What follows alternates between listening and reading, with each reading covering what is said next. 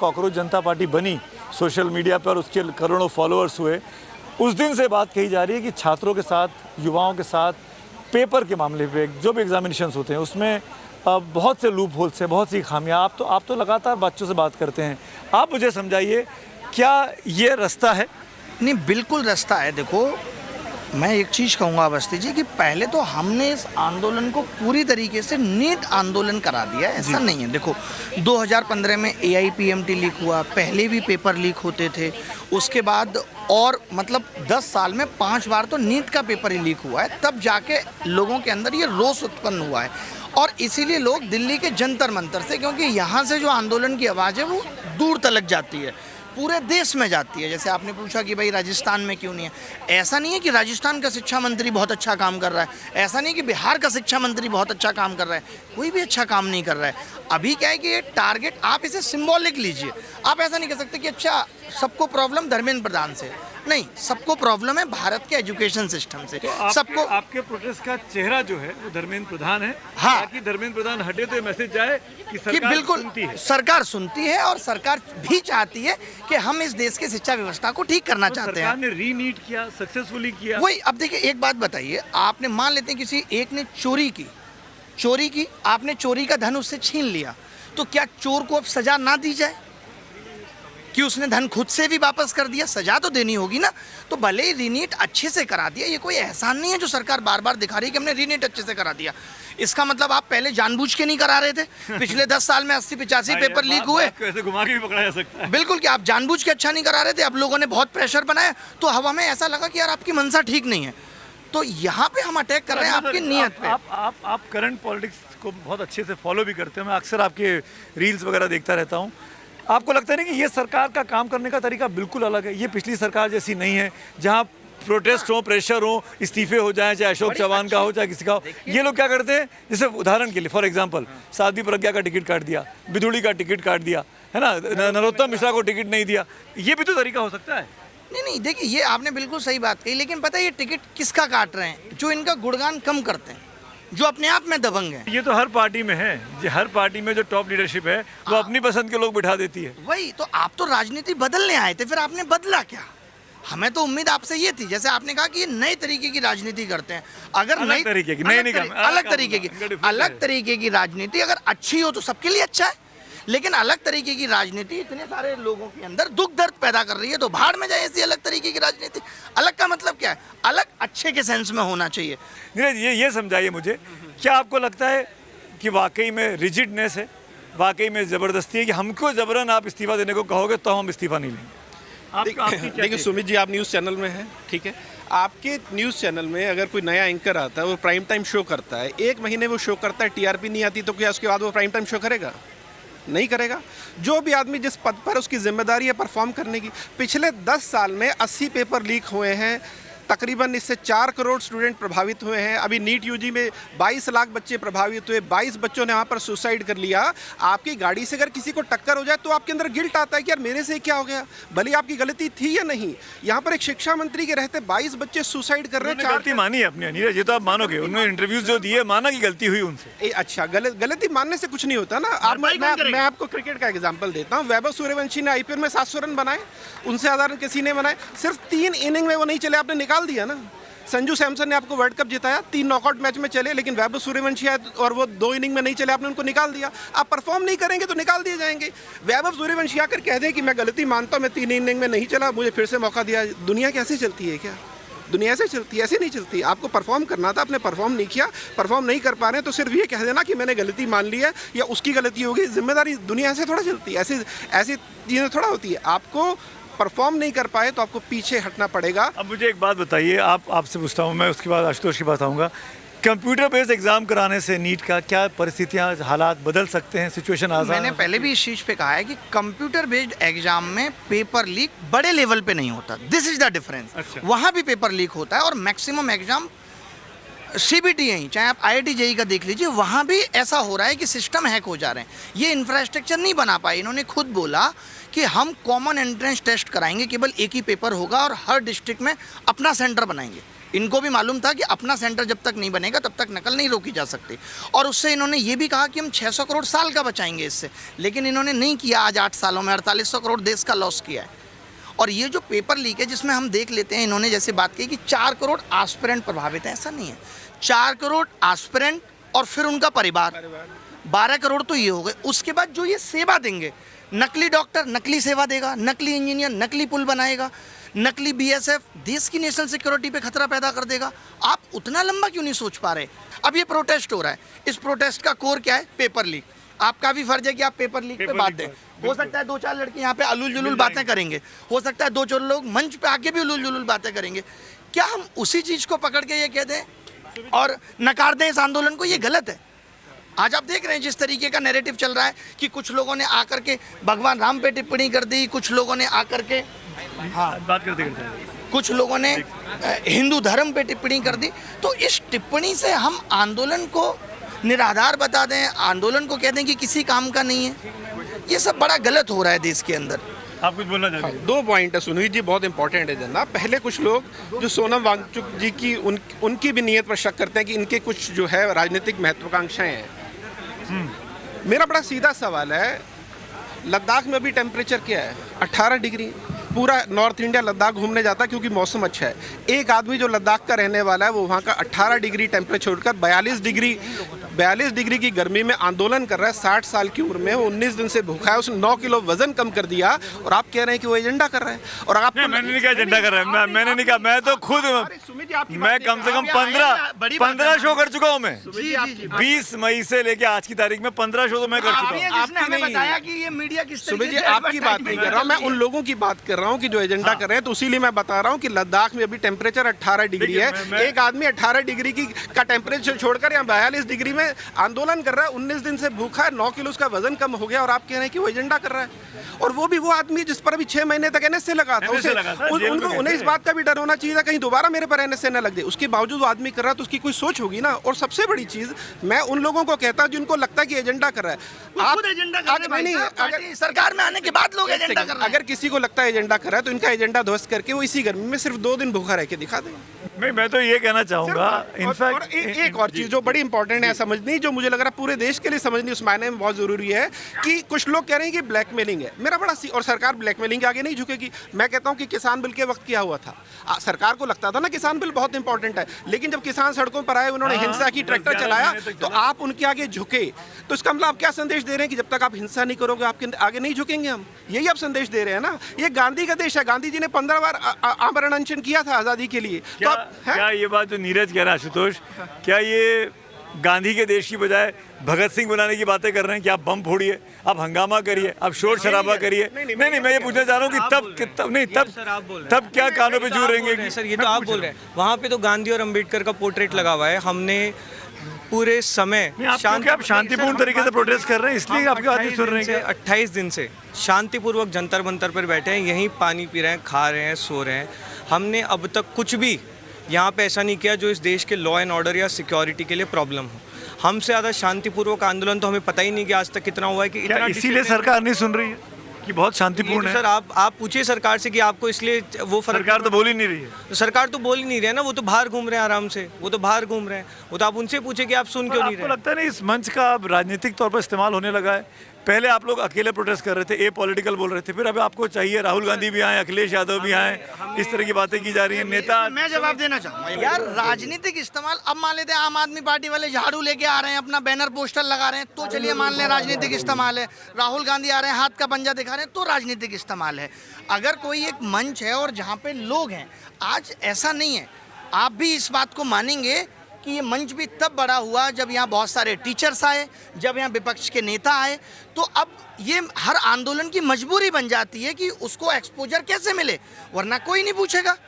तो इसमें कुछ भी गलत नहीं है। ये सवाल जो इल्ज़ाम लग रहा है, अभिजीत दीपके का एक पास्ट है, अभिजीत दीप के आम आदमी पार्टी के साथ जुड़े रहे। कमाल का सवाल सुनिए ना, पूछते हो आप, बिल्कुल फॉर मजा आया। एग्जाम्पल ये इसका विजेता जवाब सुनेंगे आपको मजा आएगा। विजेता आ गया हमारे साथ, विजेता ध्रुव राठी के लिए रिसर्च करते थे, ये इल्जाम लग रहे हैं। ये कहा जा रहा है कि आप तो शुरू से एंटी एस्टेब्लिशमेंट रहे, आपको तो जरूरत है विपक्ष की, क्योंकि आप अपने दम पे भीड़ इकट्ठी नहीं कर पाए। सोशल मीडिया पे 2 करोड़ लाना आसान है, सड़क पर 2000 लाना मुश्किल है, इसीलिए आपको विपक्ष चाहिए। सर मैं बार बार कहता हूँ कि हम ना एक बहुत एब्सर्डिटी के टाइम्स में आ गए हैं, जब क्योंकि बार बार कुछ गलत बोला जाता है ना, वही दिमाग में बैठ जाता है। जैसे आपने कहा आप पे इल्ज़ाम है कि आप ध्रुव राठी के लिए लिखते हैं, मतलब ये इल्ज़ाम कैसे है? ध्रुव राठी इस देश का सितारा है, बिल्कुल, जिसको करोड़ों लोग इतने ज़्यादा मोहब्बत करते हैं, इतना प्यार करते हैं, जिसमें छोटे बच्चे से लेकर 50 साल के हर उम्र के लोग हैं। उसने देश के किसानों के लिए, मतलब हर किसी के लिए उसने आवाज़ उठाई है, चाहे रोज़गार की बात हो या किसानों की बात हो या कोई भी बात हो। तो इसमें इल्ज़ाम जैसा कुछ नहीं है और मुझे बहुत खुशी होती है उनके कि मैंने विरोधियों उनके साथ की- काम किया है। तो विरोधी तो कुछ भी बोलेंगे ना सर, लेकिन हमें अपनी भी तो कॉमन सेंस लगानी है ना। और जहाँ तक ओपोजिशन की बात है, अब अगेन एक बहुत ही वियर्डनेस चल रही है, मतलब ओपोजिशन पार्टीज़ का लोगों के हिसाब से उनका काम क्या है? अरे वो राजनीतिक पार्टी है, उनका काम राजनीति करना ही है, जनता के मुद्दों पे राजनीति करना। और एक ऐसा मूवमेंट है जो देश के युवा जिस मूवमेंट को लेके चल रहे हैं पेपर लीक के खिलाफ, तो विपक्षी पार्टी का उसमें नहीं आना, ये एक एब्सर्ड बात है, जो कि अच्छी बात है। राहुल कि गांधी नहीं आया तो उन्होंने एब्सर्ड है, वो आपकी भाषा में बोलूं तो। वो तो देखिए, चलिए अब कांग्रेस की तरफ से आ तो गए ना, वो तो पवन खेड़ा आ गए या राहुल गांधी आ जाए, वो तो बात एक ही है, वो अब कुछ ऐसा एक नहीं। और नैरेटिव चल रहा है सोशल मीडिया पर। कल से जब अरविंद इस मंच पे आए और अरविंद ने हक किया, संजय सिंह ने हक किया, ये कहा जा रहा है कि दिख गया खुल के कि आम आदमी पार्टी आपके पीछे है, आम आदमी पार्टी आपको सपोर्ट कर रही है, आम आदमी पार्टी की वजह से प्रोटेस्ट चल रहा है। सर, अब- टेम्पलेट पूरा वही का वही है 2010-11 वाला। सर वो तो देखिए, अभी मैं आपसे मिला, आपसे भी मैं ऐसे करके मिला था, अब वो एक मुक्का थोड़ी ना मारेगा किसी को यार, ये तो एक नॉर्मल कटसीज और ग्रीटिंग्स होती हैं।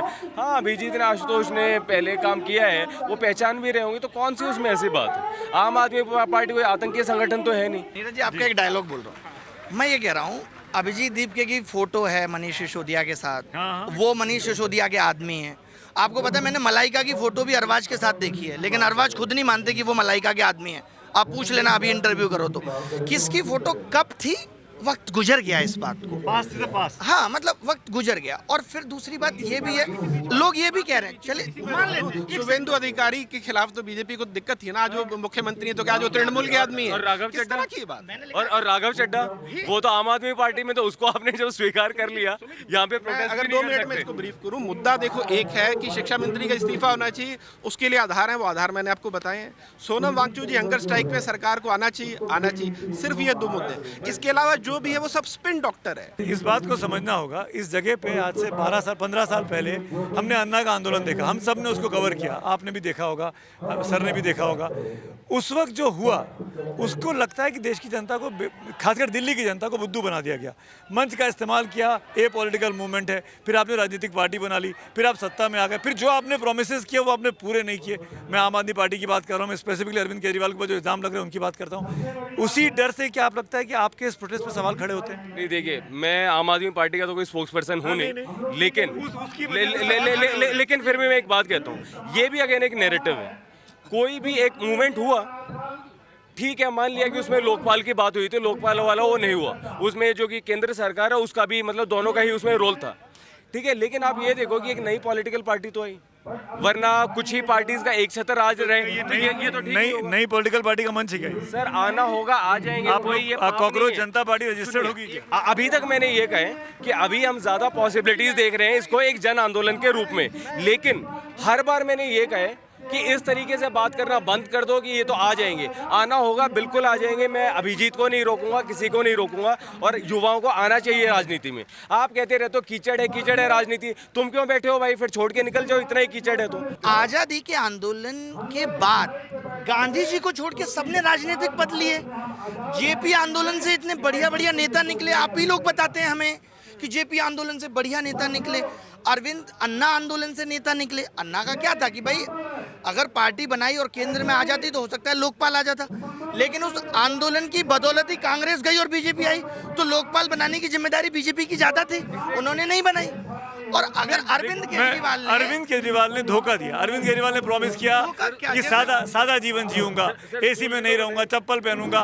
उन पे शीश महल में रहने के इल्जाम लग गए। उनकी सरकार, मैं ये कह रहा हूँ कि वो जो रेखा उन्होंने खींची थी, उस रेखा में वही खुद ही फंस गए। यार आप ये देखो, ये जितनी भी 21 राज्यों में सरकार है, 21 राज्यों में ये इतने बड़े बड़े वादे करते हैं और उसमें से 10% भी नहीं पूरे हो पाते। और अरविंद केजरीवाल ने पर्सनल कोई ये कहा था कि मैं ऐसा नहीं करूंगा और ऐसा करना पड़ गया। इसका जवाब शायद अरविंद केजरीवाल दे भी पाएंगे कि भाई ऐसा क्यों कहा, लेकिन ये नहीं कह सकते कि अरविंद केजरीवाल की राजनीति पूरी गंदी नहीं थी। तो उसकी वजह से इसलिए सवाल खड़े करने वाले कौन है ये भी तो देखेंगे।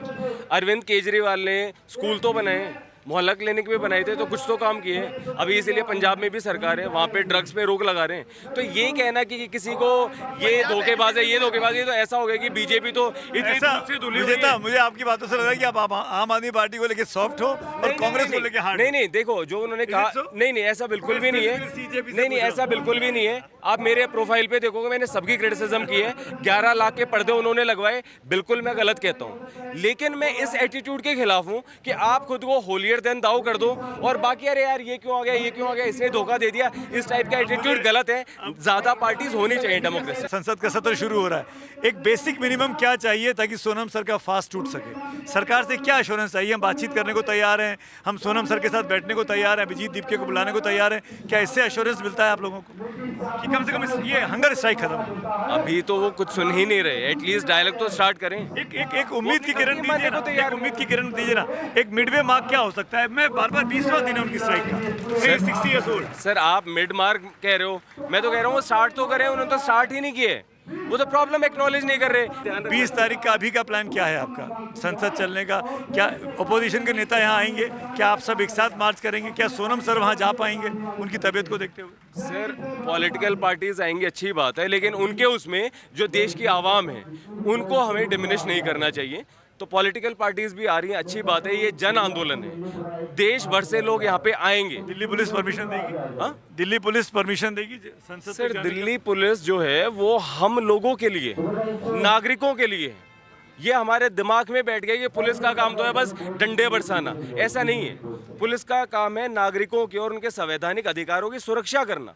तो जब पूरे देश की आवाम ये चाह रही है कि भाई ये हमारी एक नाखुशी है, इस नाखुशी को हम जाहिर करना चाहते हैं, तो क्यों नहीं कर सकते? हमारा ही देश, हमारा ही जंतर मंतर, हमारा ही संसद, किसी के घर का थोड़ी ना है। ये बहुत ज़रूरी है। सोनम वांगचुक देश के एसेट है भाई। सोनम वांगचुक ने इस देश के लिए जो किया वो हम और आप जीवन में नहीं कर सकते।